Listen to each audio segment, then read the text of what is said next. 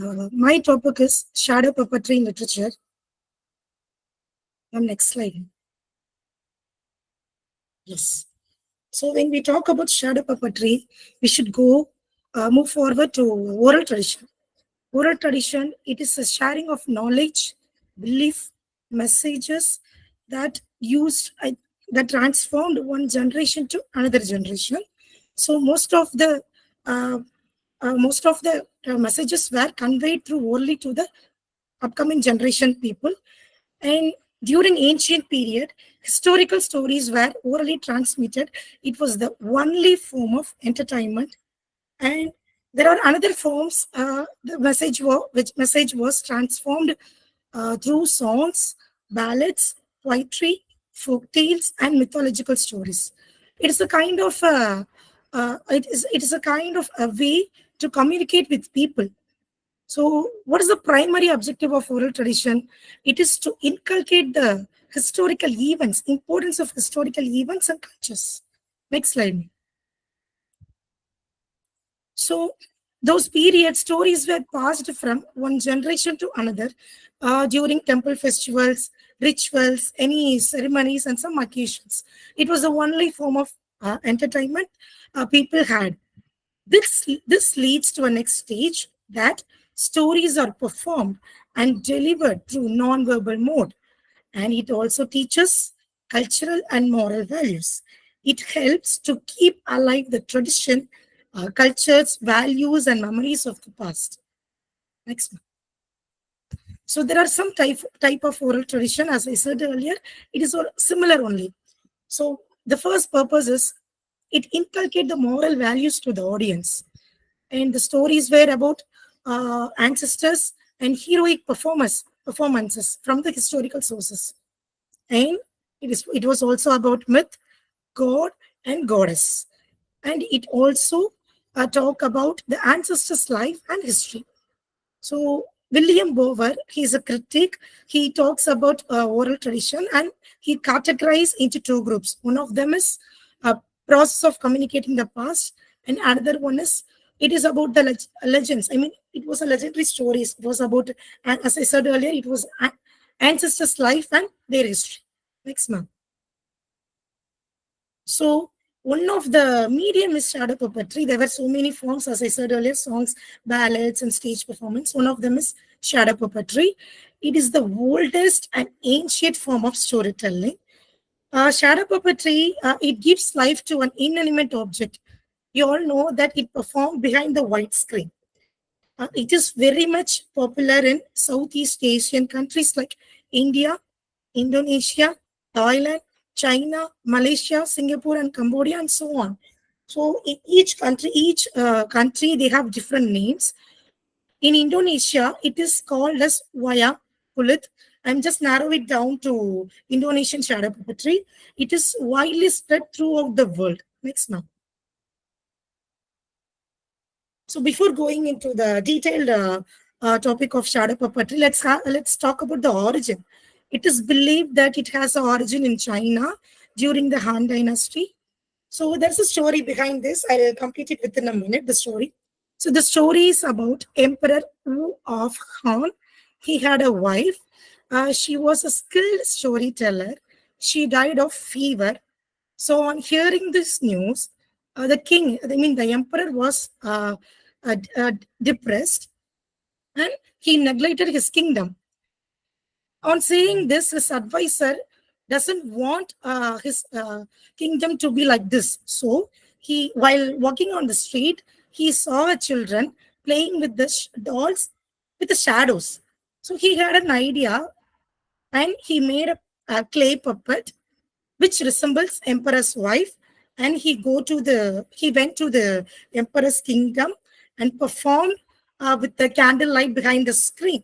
On seeing his wife behind the screen through the story, the king was very happy and he was enchanted. He just came back.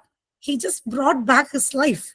So this it is believed this is how the shadow puppetry originated, and it As I said already, it is very much popular in Southeast Asian country. From that, it traveled throughout the world with the help of migrants. Our Buffons, one of the example is Buffons. He is Italian-born American. He made it a marionette puppet for the play Oedipus Rex, and also some of the American, Australian writers inculcated this Indonesian shadow puppetry and other Asian country shadow puppetry, and they inculcated in their works. Later, it gradually, with the help of migrants, it is performed throughout the world. Next, ma'am. So we have to talk about the uniqueness of shadow puppetry. It is characterized by two reasons. The one is a single master controls it. You all know that a puppeteer sitting behind the screen, he controls everything. And it does not comprise too many actions, unlike other forms. He has to sing a song and narrate a story, and he has to do everything. So the purpose of the performance is to entertain the audience and to convey message. I said earlier, the messages were transformed orally through generation to generation, and it develops that one of the medium is shadow puppetry. So to convey message to the audience, shadow puppetry also performed, and it inculcates, it impart moral values to the audience. This transform into written form along with the performance. Next month. So, objective of the shadow puppetry, it add significance to the shadow puppetry performance and to establish a notion that the popularity of shadow puppetry plays, performance, have changed in its representation form with relation to the contemporary and global literature. Next one.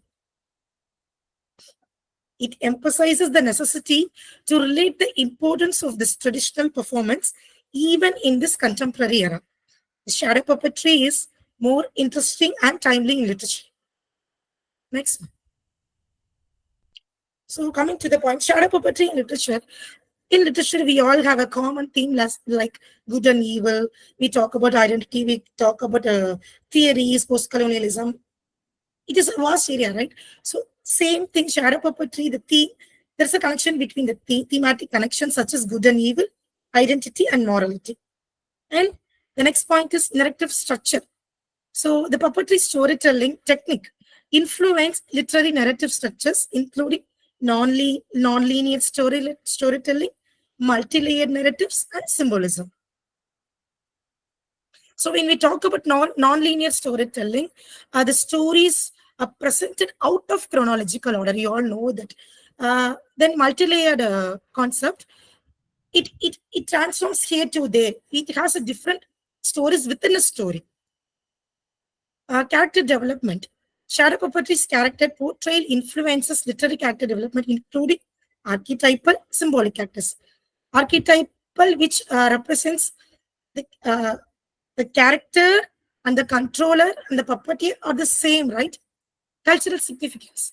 Shadow puppetry reflects cultural traditions, myth, folklore, influencing literary works, including cultural identity, historical content, context, and mythological references. Through the upcoming example, we have seen all those things. We will see all those things. Symbolism and metaphor. Shadow puppetry, use of silhouettes and light, explores symbolic and metaphorical connections in literature, including shadow as symbol, light as knowledge, darkness as ignorance. Next. Yes. So, in India, we have a shadow puppetry, and in Thailand, it has a different name. In Tamil, we say Terukuthu, Tolpavakuthu. In Thailand, they named as Nang Iyai. So in Indonesia, it is named as Wayang Kulit. Okay, Wayang means shadow, Kulit means puppet. So we can see the influences in the following literary adaptations. Some of the novels I have taken it from the source. Shadow Play, which is written by Norman Locke.